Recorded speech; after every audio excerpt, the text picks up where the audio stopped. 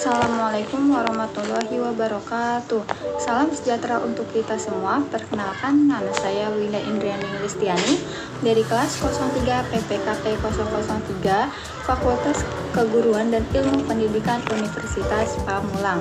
Untuk memenuhi tugas akhir mata kuliah pengembangan bahan ajar. Nah, di sini ada KD 3.6, yaitu mengkreasikan konsep cinta tanah air atau bela negara dalam konteks Negara Kesatuan Republik Indonesia.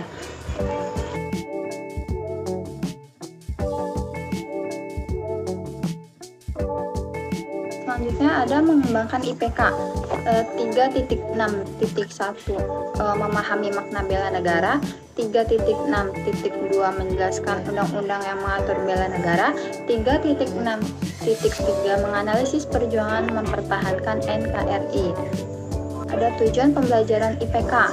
Ya, yang pertama 3.6.1 peserta didik mampu memahami makna bela negara, 3.6.2 peserta didik mampu menjelaskan undang-undang yang mengatur bela negara, 3.6.3 peserta didik mampu menganalisis perjuangan mempertahankan NKRI. Topik pembelajaran yang pertama ada pengertian makna bela negara, yang kedua undang-undang yang mengatur bela negara, yang ketiga perjuangan mempertahankan NKRI. Di sini saya akan mengambil materi yang pertama mengenai pengertian makna bela negara. Nah, dalam pasal 27 ayat 3 Undang-Undang Dasar Negara Republik Indonesia tahun 1945 menyatakan bahwa setiap warga negara berhak dan wajib ikut serta dalam upaya pembelaan negara. Membela negara ini memiliki makna sebagai wujud kecintaan seseorang warga negara kepada tanah airnya. Nah, pentingnya memahami bela negara bagi generasi muda, karena memahami bela negara itu adalah memahami bagaimana cara mempertahankan dan melindungi negara dan bangsa.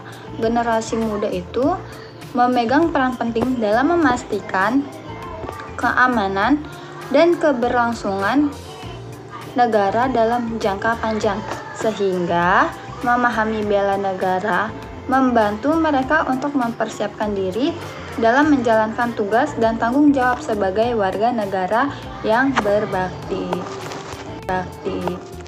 Nah, adapun manfaat bela negara yaitu yang pertama untuk membentuk sikap disiplin.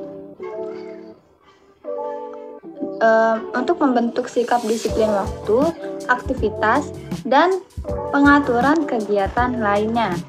Yang kedua, untuk membentuk jiwa kebersamaan dan solidaritas antar sesama rekan seperjuangannya. Dan yang ketiga, menanamkan rasa kecintaan pada bangsa dan patriotisme sesuai dengan kemampuan diri. Yang keempat, untuk membentuk perilaku jujur, tegas, adil, tepat, dan kepedulian antar sesama. Yang kelima, membentuk iman dan takwa pada agama yang dianut oleh setiap individu. Dan yang terakhir, untuk melatih jiwa leadership dalam memimpin diri sendiri maupun kelompoknya. Sini juga ada unsur dasar bela negara.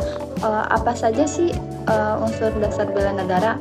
Nah, yang pertama itu ada cinta tanah air, kesadaran berbangsa, yakin terhadap Pancasila sebagai ideologi negara, rela berkorban bagi bangsa serta negara, dan yang terakhir memiliki kemampuan awal bela negara. Selanjutnya itu apa yang kita lakukan itu memiliki tujuan. Nah, yang tujuan dari bela negara yaitu untuk menjalankan nilai-nilai Pancasila dan Undang-Undang Dasar Negara Republik Indonesia tahun 1945. Yang kedua, untuk melestarikan budaya, Terus yang ketiga, untuk mempertahankan keberlangsungan hidup bangsa dan negara. Kemudian menjaga identitas dan integritas bangsa dan negara, dan yang terakhir untuk membuat yang terbaik bagi bangsa dan negara. Tadi saya sudah jelaskan mengenai tujuan, unsur dasar bela negara, manfaat bela negara, dan pengertiannya. Di sini saya akan menjelaskan tentang contoh sikap bela negara.